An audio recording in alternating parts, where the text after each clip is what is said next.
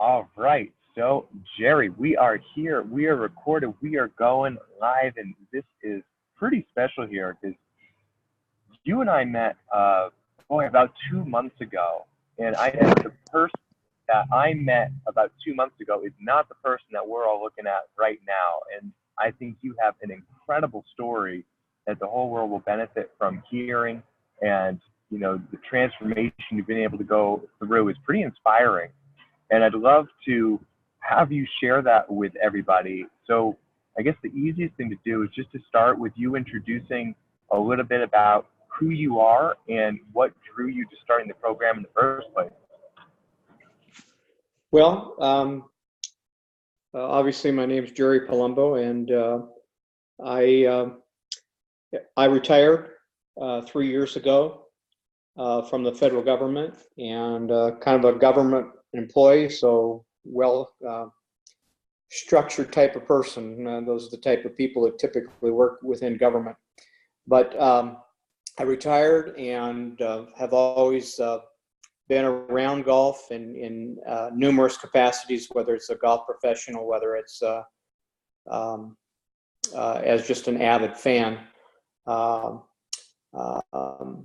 I'm recently been reinstated to amateur status, golf status through the USGA, which was a big moment for me because, as I've said, I used as my unofficial capacity as a golf professional as an excuse not to play on a regular basis, because I said, well, what's the good of it if I can't play in events? So I used it as an excuse. And then I met Blaine and got involved in his program, and just really listened and came to some some realizations about just holding myself back. And now I don't feel that way at all. I don't care about my age. Even though I'm probably one of your older clients, I would guess, but it doesn't bother me. The program has been real good, and it's really I've always been the type of person that wants everything in place, and going through this process, getting to the realization that not everything is perfect, and therefore, if you're going to use perfect as an excuse, you're not going to move forward. So even though I've had struggles, yes, through this program, particularly physical, I've said, I've picked up on that. You don't have to do it perfect. You got to make the effort, make it a habit, even if it is imperfect.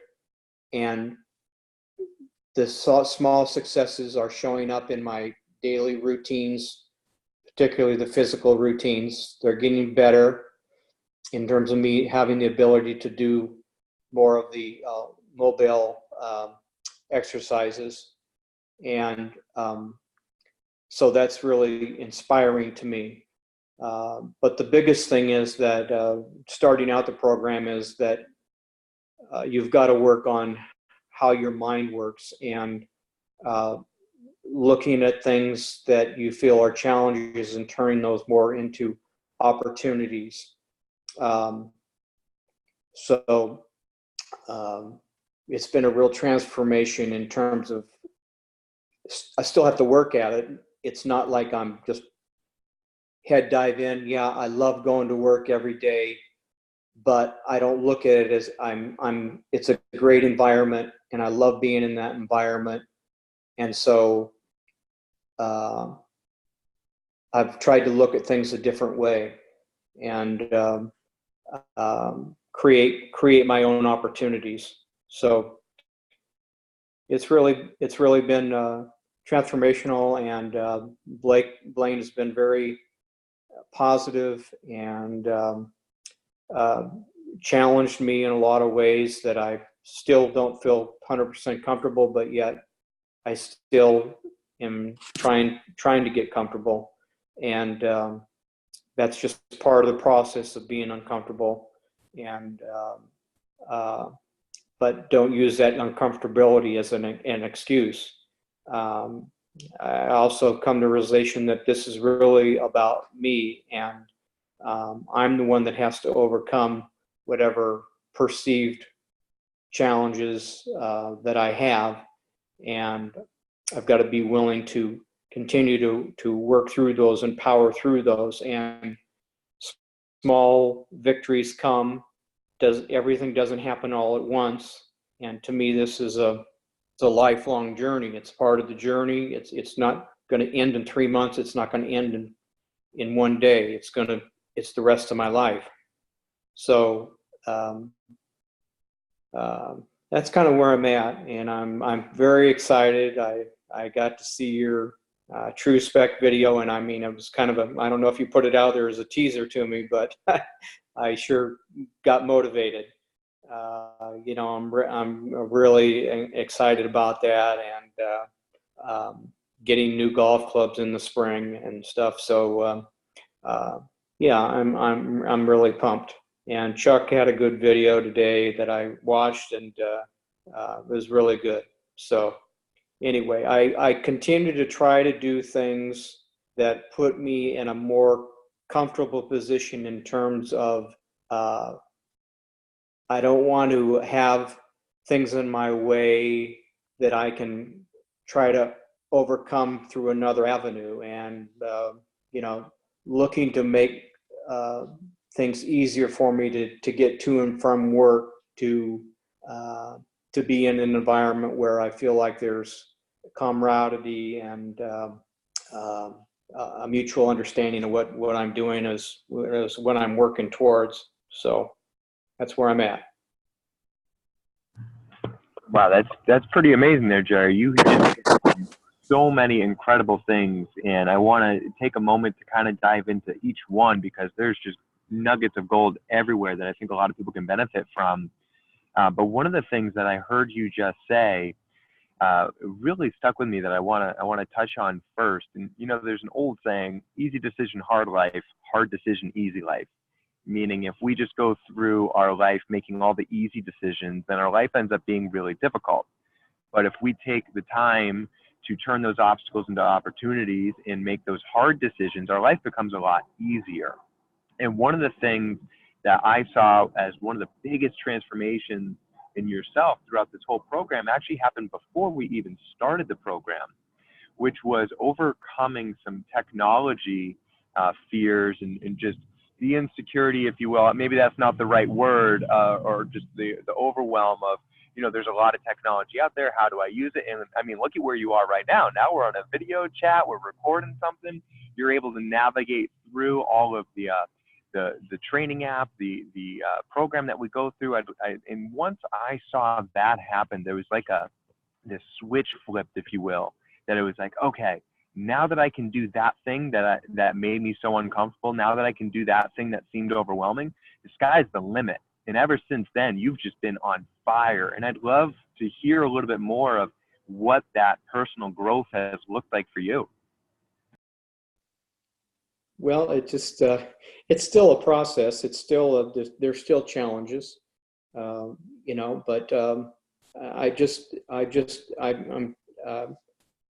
I'm not going to beat myself up for not knowing everything, and I'm not going to I'm not going to hold myself back because I can't do something either. I'm going to try to work it out, and it may not happen all in, like I said, one day or 1 week or a month, but I want to continue to learn. So learning the technology, I think, is going to enhance the other aspects that I'm trying to achieve. And if I can get a better handle on that, I'm going to be able to move forward, I think, more expeditiously, and I won't have, well, I'm not going to use an excuse. You know, if I don't challenge it, if I don't challenge the technology aspect of this, I'm not going to grow. And so I have to, and I'm going to continue to, as the opportunity arises, you know, learn more about how I can use it myself and use it to communicate with the people that I need and want to continue to communicate with. So it's not all about golf. It's about many of the aspects of your life and bettering yourself so that you can move forward, because you just can't. There's no excuses any longer. It just that's what I'm trying to do. That's amazing. And just in that response alone, one of the things that I picked up that I know that you're aware of now is the language that you're choosing to use. And that is so powerful. Because when we first got together, there were a lot of uses of like if and hope and maybe, and these things that don't seem like a big deal, but they mentally give us an out. And I can tell that you've been incredibly deliberate on making sure that you don't use those words anymore, and you are very certain of your actions and your thoughts, and that is just transformed in so many ways. How has that looked in your life to be able to change that language, and how do you feel in between the ears? As a big golfer, Bobby Jones famously said that the hardest part of playing golf, or the hardest course, is the 6 inches between your ears. And now that you've been able to change that landscape and what it looks like, what is it like from your perspective to be living it? Well, it just when you have that mindset that that your language is correct, it just has a impactful effect on how you communicate to yourself verbally and non-verbally, and with others. And so it just has a big impact, and it doesn't feel like the hurdles are as big when you talk to yourself in a way that, yes, there's no reason I shouldn't do this. There's no reason I can't do this. There's no reason that I don't have an excuse not to do it. It's not that, I'm not incapable of doing these things. So it's made it easier to challenge myself to move forward. So it's really good. I'm really working hard at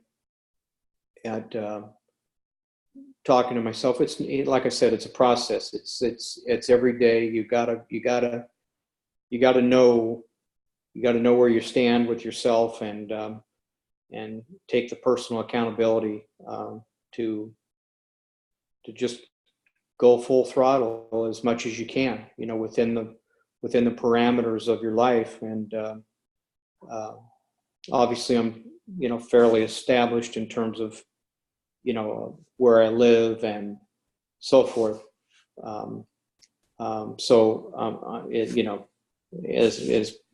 It's just something that I'm going to work with and through and keep going forward. That's absolutely amazing and really inspiring in so many ways. And I think everybody that's going to be watching this is going to be able to hear that and see that in the passion that you've been able to come forth with. And, speaking of hurdles and speaking of moving forward, one of the things that I know is a huge goal was reinstating your amateur status. And like you said, at one point in your life, you were a professional, you were a PGA professional, and through one reason or another, it wasn't serving you to be in that industry anymore. And so you decided to get out of it. And there was always, at least from my perspective of how you communicated it, almost this burden or this thing, if you will, that was preventing you from moving forward and playing. And yet just about, what was it, 2 weeks ago, you got the letter from the organization saying, "Hey, Jerry, congratulations, you're an amateur now." And it just opened up this whole new possibility of being able to go out and play and challenge yourself in ways that you and I have been working on very closely. And I'm really excited for you to sign up for your first event when the weather turns better up there in Oregon. I want to hear from your perspective, what has that done for your confidence both on and off the course to know that you're free to just play and to be you and to follow your dream and to just keep moving forward? Oh, it's just huge. It's just huge. Uh, it's hard for me not to reflect on PGA because I have a great admiration for those people that are PGA professionals, and I still have a strong affinity for them and what they do, the things available within the association that they can avail of themselves to better themselves. It's very appealing, but um, I want to play and I want to demonstrate that I can play golf better. And bringing age in together, this is not the point in my life where I want to be a PGA professional. I'm a little more selfish now. I want to work on me. I want to work on my game. But yet at the same time, I want to be around the game in any capacity because those people have a strong they have a strong just a strong impression on me, and I like being around that. And so it's nice that I have a choice that I can make to be around that. And but anyway, the amateur status is just huge in terms of not feeling the pressure that I got to shoot a certain score and things like that. You know, and it's not a reflection of who I was as a person, but when I was in that capacity, it did impact me. And now I don't have to worry about that. You know, I just can play and play with less, inhibition. So anyway, it's been really impactful, the USGA amateur status. Now, one of the things you and I have started talking about in getting ready for playing in more events and just playing better golf in general has been, say, the fitness side of things. And one of the things that we've been talking about over the last several weeks is how, in order to safely incorporate strength and conditioning and fitness aspects, we have to improve our mindset, as we touched on, but then also our mobility. And one of the cornerstones of the 6-week program that you've just gone through is starting to learn how to move our body and take care of our body so that we can move better, so that we'll play better. And I'd love to hear your take on, obviously each time that you go through the assessment to see how your mobility is, you're improving, range of motion is increasing. I'd love to hear what that's done for your mind, body, and spirit to just free up what you feel like in your own body and in your own mind. Yeah, I just as I work through the mobility exercises, and I just feel a freeness about motion a little bit more. I just feel like I am getting more flexible.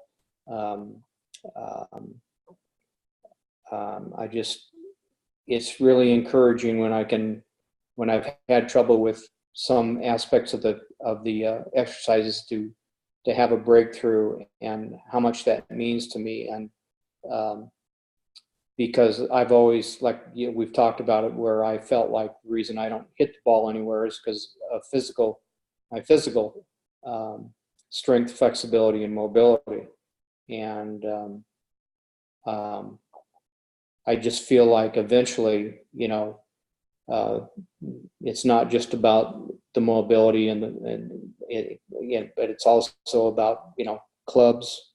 I've got a 20-year-old set of golf clubs. And so technology I need to utilize, not just between you and I and others, but in golf equipment.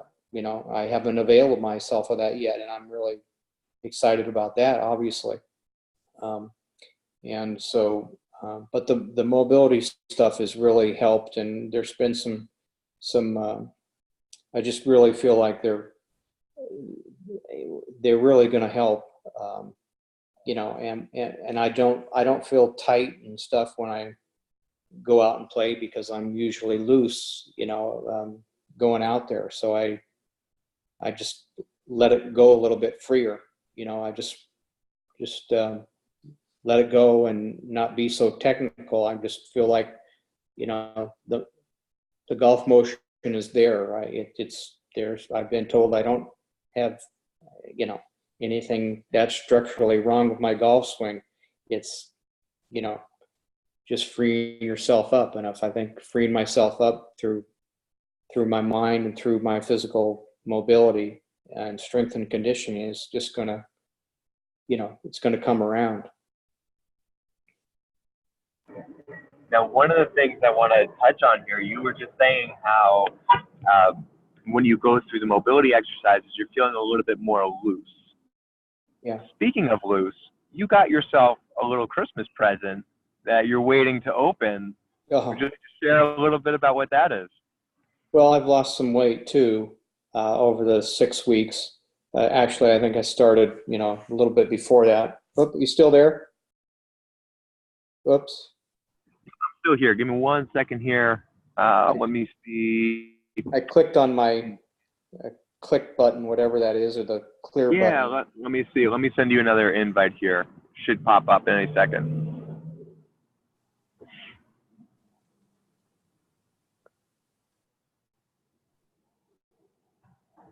Did the invite come back? Not yet. Should it come through just on my screen or through the email? How did it come through the last time? Gosh, multiple ways. Let's see. Yeah, should I click on the email link again and see what happens? No, let's. We're in a good flow. We'll just keep going. People will be able to see me and they'll be able to hear you. But we're in a good natural state. So I'd love to hear about your weight loss that you were just talking about. Well, I just have made better choices eating, and one of the good routines that I do have, especially when I work, is I make my own. I make my breakfast and my lunch. I take it with me on the way to work and to work, and been eating well, and that's had a big impact. And I just trying to put better things in my body, and it's had an impact on obviously on my weight and my clothes and stuff, and so that feels real good too. That's going to be amazing. Christmas is going to come around and you have a new treat, and it's almost like, all right, Jerry 2.0 is getting ready for 2020. And speaking of 2020, we have some big things planned, getting you ready for playing in more tournaments and just continuing the momentum. You're going to be starting up the 16-week strength and conditioning aspect side of the program, which is incredibly exciting. With these couple of weeks left, as you know, I'm not a believer in New Year's resolutions. I think if there's something that we want bad enough, we'll just do it, and we'll just do it when the time is right. And obviously you're in that right now, and you've made that first step of deciding and believing that you can do it, which is huge. So you're already 1,000 steps ahead of the game. I'd like you to share a little bit of what are your insights and goals for 2020. Where is Jerry going to be this time next year, and what is life going to look like? Well, I just think I'm going to be enjoying, enjoying the journey, realizing that it's not a moment in time or anything like that.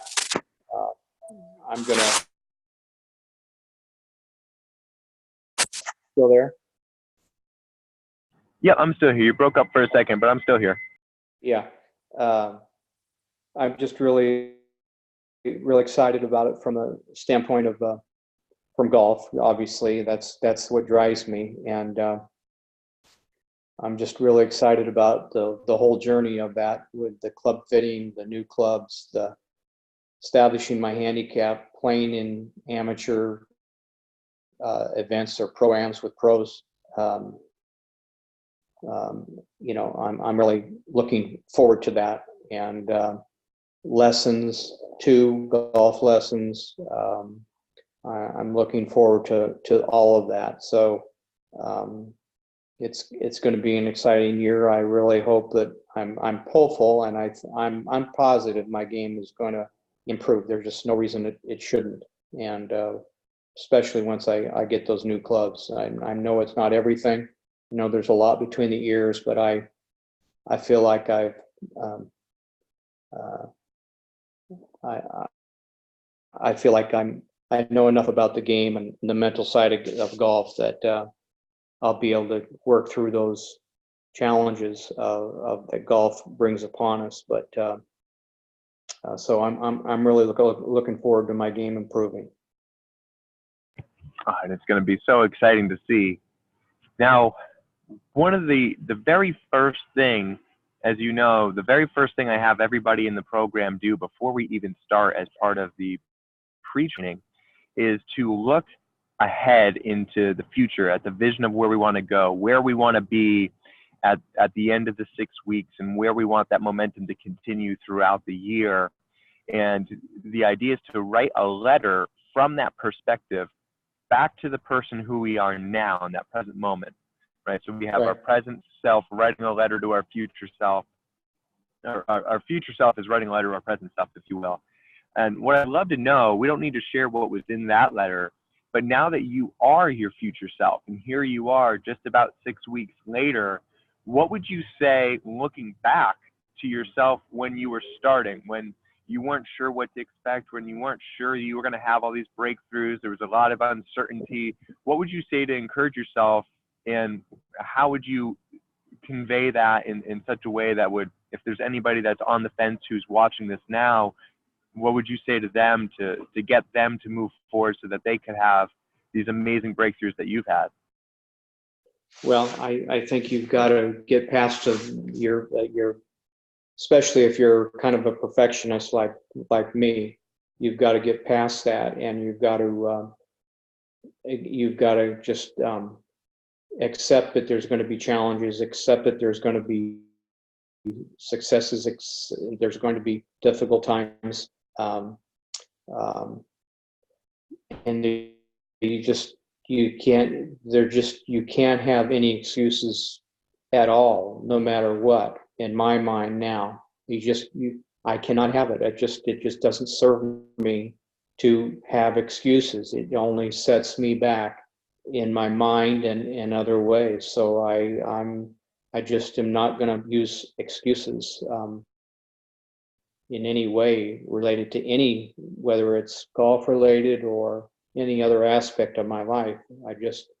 I've got to keep working forward and looking forward, and so it's all about me, which sounds selfish, but that is really what it's about. I really feel like if I can help myself, I know I can help others. It just will make me a better person. God, that is so powerful. We hear all the time that we need to put our oxygen mask on first. And I think for a lot of us, that makes sense when we're talking about an airplane, but it doesn't make sense when we're talking about life. And yet, when we do that and we truly understand what it means to put ourselves first and what it really means when you say to be selfish, that act of being selfish is really a way to be abundantly just generous to everybody else who's in our life. And so it's a beautiful, beautiful thing. And so what I invite you to do as we wrap up here is, if you have any final words, anything at all, any encouragement, anything, any reflections, anything that you want to say to look back and watch later for yourself, whatever it might be, what would you like to end with? I would just say there's no time like now. Especially if you're, getting up there in age. But I just think that you have to have a go for it type of attitude, and not a reckless go for it, but an attitude that, you have the ability to do this, and you're going to do this, and take take the challenge and don't use excuses. There's no excuse. There's no excuse for not wanting to improve yourself in reaching something that's really important to you. Reaching a goal that's really important to you. And so I would just say, go for it. You just let it happen. Let it happen. That's absolutely amazing, Jerry. And, just the passion I hear in your voice has grown so much every week since we've gotten started, and I know it's going to continue to grow. And Monday, we're starting off our 16-week program, getting into the strength and conditioning side, which I am so excited about. I know you are as well. So we have a goal coming up. We're going to be signing up for more events. We're going to be getting some new clubs. It's going to be absolutely amazing. So I'm really looking forward to that journey. And I can't thank you enough for taking the time to be here and sharing your story with everybody, because it's a very inspirational and a very powerful story. And my hope is that somebody will watch this and see themselves in you and be like, wow, I really love what he was able to do. You're right, there's no time like the present. This is something I really believe in. I'm ready to take action on it and just make the world a little bit of a better place. So thank you for that, and thank you for believing in yourself and coming along on this journey. It's going to be an amazing ride. So Jerry, I thank you from the bottom of my heart for being here. And what I'll do is I'll send you a copy of this once it's available, so you have it for your records, and we'll share it with the world and inspire others to do the same thing. And it's going to be a very beautiful thing. You bet. I'm ready. Awesome. Thank you so much. Say that again. Appreciate your help and your encouragement, and I look forward to continuing to work with you. I can't wait for it, Jerry. I'll be talking to you soon. Have a great day now. Okay, thanks, Blaine.